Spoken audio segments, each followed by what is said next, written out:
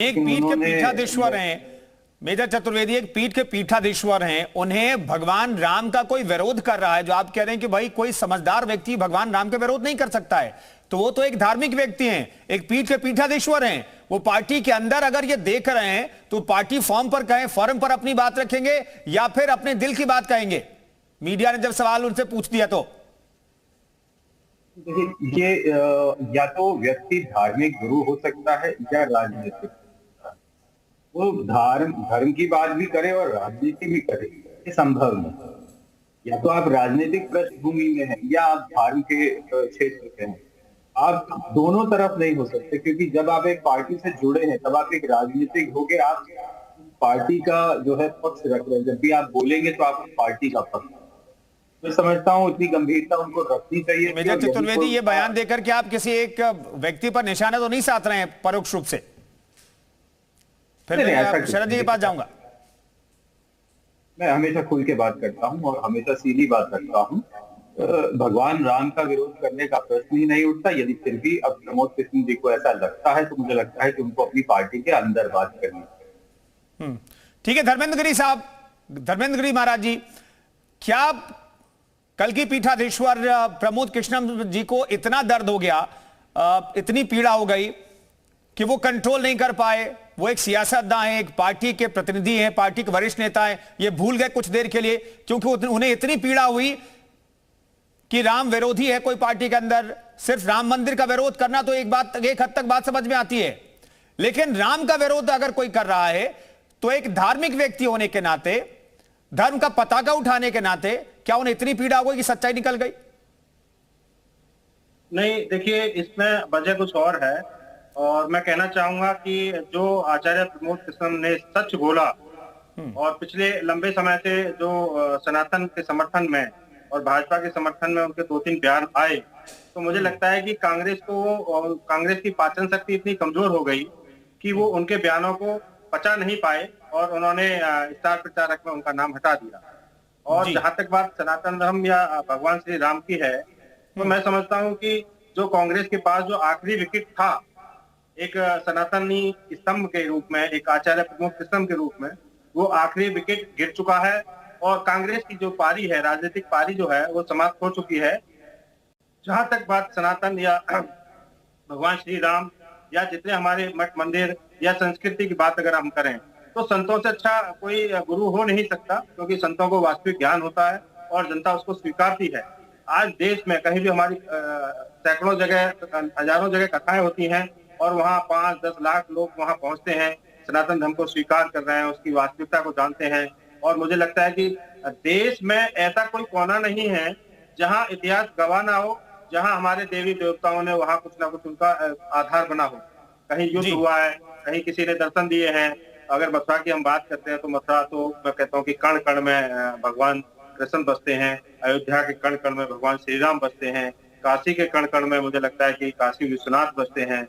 तो जहाँ ऐसा अलौकिक दृश्य हो, तो वहां मुझे नहीं लगता कि कोई भी इससे दूर जा पाएगा। मुझे लगता है कि जिस दिन 22 जनवरी 2024 को भगवान श्री राम की प्राण प्रतिष्ठा जैसे ही हमारे प्रधानमंत्री माननीय नरेंद्र मोदी जी करेंगे, तो देश ही नहीं पूरे विश्व में एक ऐसा मैं समझता हूँ कि विश्व का एक ऐसा अलौकिक दृश्य होगा कि सभी लोग राम के हो जाएंगे।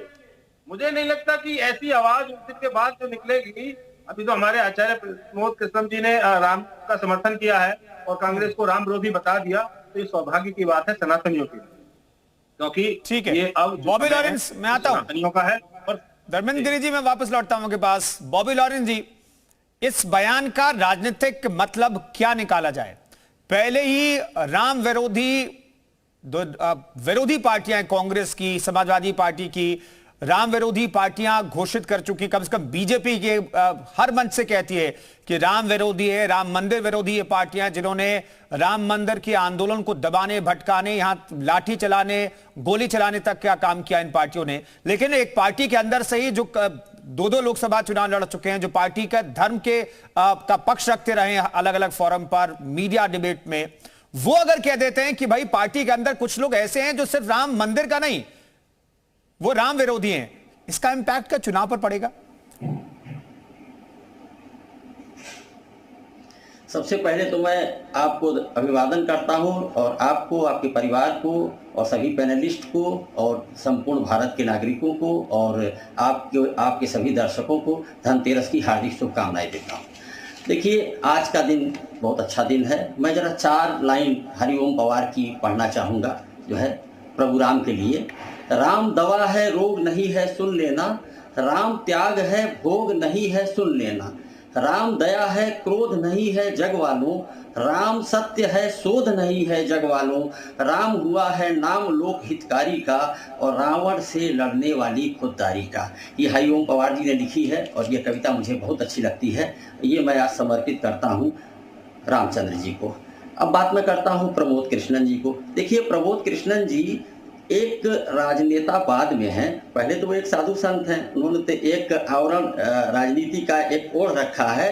वास्तव में उनके हृदय से आज वो बात आ गई, जो सच था जो है राम के लिए, वो उनके हृदय से आ गया। भाई, एक साधु संत अपने आप को कब तक रोक सकता है? प्रमोद कृष्णन जी के बारे में बहुत अच्छी तरीके से जानता हूँ कि वो एक साधु प्रवृत्ति के व्यक्ति हैं जो है, और ये बात उनके अंदर से बाहर आ गई।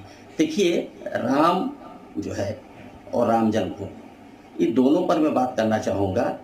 प्रभु राम तो देखिए, राम का चरित्र हर जगह पढ़ा जाता है, जनमानस में उनका उदाहरण दिया जाता है हर जगह। हम लोगों को बचपन में हमारी माता पिता भगवान राम के चरित्र के बारे में बताते थे।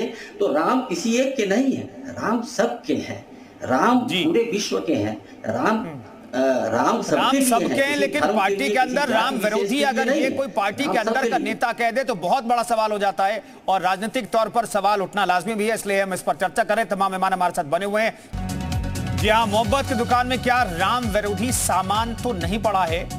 ये सवाल इसलिए क्योंकि कांग्रेस के अंदर से ही कांग्रेस के वरिष्ठ नेता प्रमोद कृष्णम ने कहा है कि पार्टी के अंदर उन्हें महसूस होता है कि पार्टी के अंदर ही कुछ लोग न सिर्फ राम मंदिर का विरोधी हैं, बल्कि राम से भी नफरत करते हैं, धर्मगुरु से नफरत करते हैं, हिंदू धर्म से नफरत करते हैं। और ये बातें उन्होंने पार्टी के लिए कही है, कांग्रेस के अंदर के लिए कही है। इससे खलबली मच गई है, बीजेपी को एज मिला है। बीजेपी चूंकि इस तरह का आरोप कांग्रेस को लेकर के लगाती रही है और यही बात कांग्रेस के एक वरिष्ठ नेता जिन्होंने 2014 और 2019 में पार्टी के लिए चुनाव लड़ा, संभल से 2019 में लखनऊ से चुनाव लड़ा, वो अगर ये बात कहते हैं, वो दरअसल एक धार्मिक व्यक्ति, कल्कि पीठाधीश्वर हैं।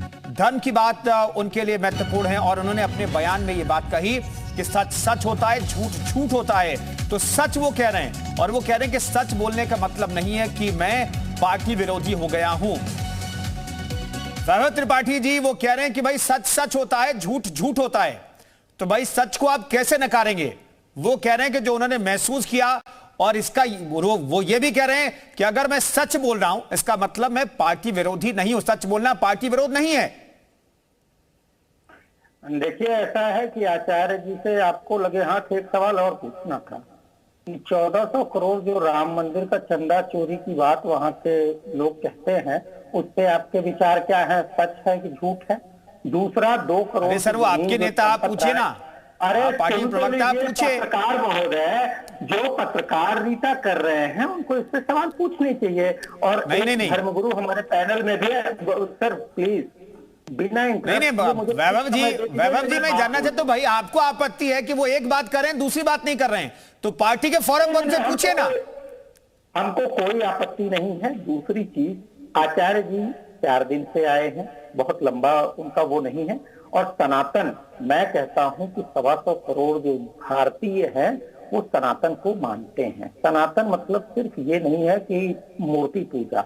सनातन का मतलब ये है कि सर्वधर्म सद्भाव, मानवता की सेवा, जीवों पर दया, वसुधैव कुटुंबकम। उसमें कहीं ये नहीं आता वसुधैव कुटुंबकम में कि मुस्लिम, जैनी, पारसी, क्रिश्चियन हो तो उसके साथ भेद करें। तो कांग्रेस भी वही कहती है सर्वधर्म उसी वसुधैव कुटुंबकम में ये भी तो नहीं आता वैभव जी कि आप राम से नफरत करें, धर्मगुरुओं से नफरत करें, हिंदू धर्मगुरुओं से नफरत करें, राम मंदिर से नफरत करें। मैं आपको कह रहा हूं, चैलेंज कर रहा हूं कि बता दीजिए, आचार्य जी ने कहा हो कि कौन नफरत कर रहा है, आप उनसे पूछिए। अब वो ज्यादा बेहतर है, जब वो महसूस कर रहे हैं, अपने अंदर ही अंदर महसूस करने लगे हैं, तो वो बताएंगे ना कि कौन नफरत करता। मुझे तो नहीं लगता। मैं तो राम को भी मानता हूं, विश्वनाथ को भी मानता हूं। और मेरा एक सवाल भाई भाजपा के प्रवक्ता से और धर्मगुरु महोदय से भी है कि क्या आप लोगों का पक्ष इस पे भी आप बताएंगे, धर्मगुरु महोदय से विशेष, कि 2 करोड़ की जमीन जो 18 करोड़ रुपए में खरीदी गई, उसमें माननीय चंपत राय जी भी शामिल थे, वो 16 करोड़ किसके लिए गया? वो करोड़ सनातनियों का चंदा से इकट्ठा किया पैसा जो था वो था। और प्रमोद कृष्णम के बयान का बचाव नहीं कर पा रहे हैं शरद जी।